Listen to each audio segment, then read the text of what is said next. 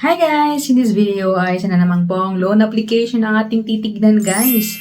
Kasi sabi sa kanilang application sa mga nagre-reviews na up to 20,000 pesos daw yung kanilang nauutang sa kanila. So let's see guys kung talaga nga bang okay ang application na ito, nagpapautang ng malaki. Before we go on guys, sa mga hindi pa nag-subscribe, mag-subscribe na, i-hit ang bell button para ma-update kayo sa upcoming videos and tutorials. And of course, mapabilang kayo sa mga upcoming na pag-giveaways natin.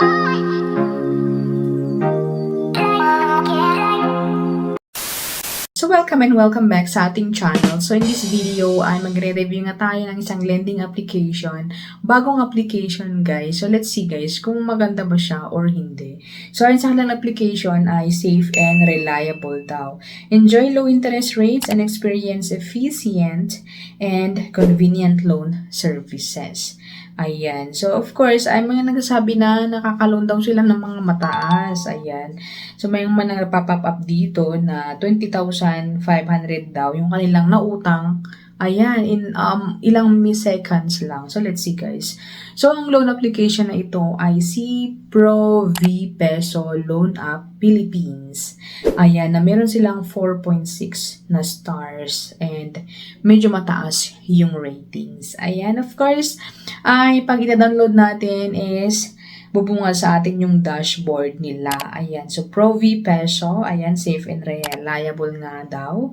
So, click natin yung apply. So, pag click natin ng apply, guys, ay tatanungin yung ating personal information like yung province of residence, city of residence, residential address, postal code, educational level, marital status, name, number of children, ayan, and yung living condition. And of course, yung ating work information, guys.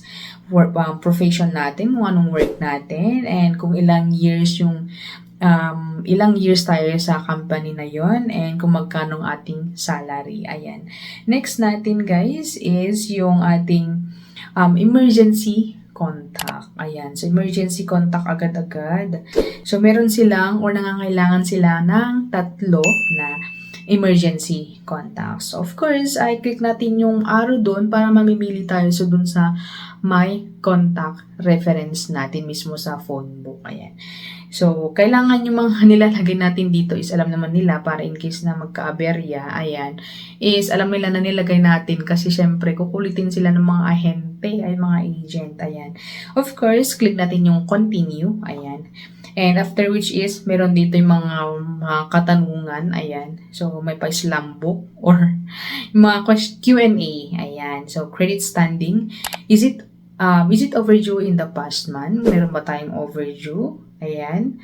Kung maximum overdue days in the past month, total borrowing in the past month, the number of loans in the past month.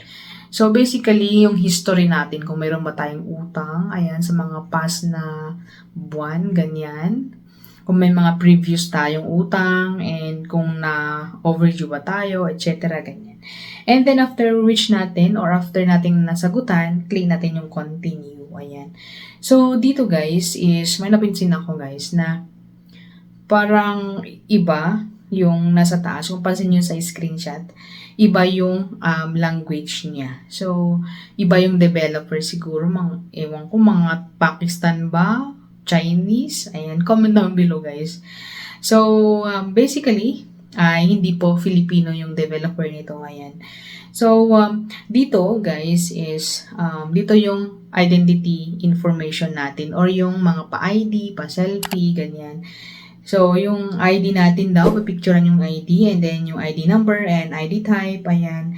First name, middle name, last name, gender. Ayan. So, of course, ito yung mga ID na kailangan sa kanila. So, UMID, National ID, SSS, TIN ID, Passport, Driver License, and Postal ID, Voter's ID, and Health Card. Ayan. So, dito guys pala, sa application na ito, once na na-upload nyo yung ID nyo, ay hindi na kayo magta-type-type sa mga pangalan, middle name, kasi mag-automatic na, parang iscan niya yung ID natin. Ayan. So, ganun siya guys. Ganun siya, ganun yung application na ito. And after which is yung pa-selfie ni Mayor. Ayan. So, pagkatapos nun guys is yung bank account naman natin. Ayan. So, name, bank account, bank type, bank number, ayan ating ilalagay, and then click natin yung continue. So, sa mga ibang application guys, pagka-click mo ng continue or pagkatapos mong ibigay yung mga information mo, ay dun ka na sa dashboard kung saan ibibigay nila kung magkano yung pwede nating utangin sa kanila. But then, dito po guys is wale. So, kita-kita nyo naman si screenshot guys. Wale po. So, meaning na sa aking palagay, sa aking analyzation guys, ay isa silang third party. Kung saan sila yung naghanap ng pautangan, pero iba yung magpapautang sa kanila. So, pansin nyo guys, sa screenshot, meron dyan sa baba, Pondo Peso. So, third party sila ni Pondo Peso.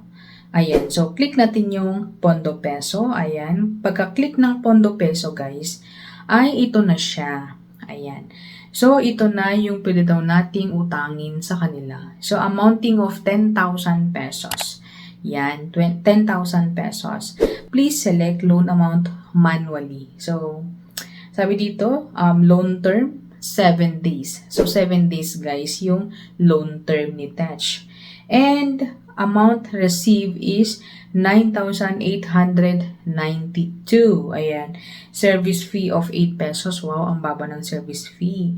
Interest niya is 100 pesos. Ayan. So, ito na nga, 7 days yung loan term nito. Alright? So, yun guys, si Provi. Ayan. So, basically, si Provi is isang third party. Ayan. So, sa mga naghanap ng mga utangan ay kailangang manood kayo sa mga review tulad nito. Kasi nga, hindi po basta-basta yung mga information natin nilalagay natin. Ayan, mga ID natin, mga information basically. Ayan. So, in here is, sa mga reviews is negative. So, yung 10,000 is hindi po nila talaga ibibigay. Parang, kasi syempre pag isasubmit mo to is i-review pa nila. So, yung mga iba guys is nag-antay daw sila, wala naman. Basically, yung mga nag-re-review doon na magaganda is baka mga agent or mga fraud, ganyan. Hindi po natin sure. Pero sa mga iba guys ay naka-experience is talagang hindi po siya reliable. Okay? So, sa mga nakasubok dyan, ay please comment down below para naman ma-enhance kami kung talaga nga bang totoo na nagpapalon sila ng medyo kalakihan, guys. So, that's it our video and I hope na nakatulong sa mga naghanap ng utangan ngayong 2024. So, huwag kaligataang na mag-subscribe and mag-like para ma-update kayo sa upcoming videos and tutorials natin. See you on my next video. Bye!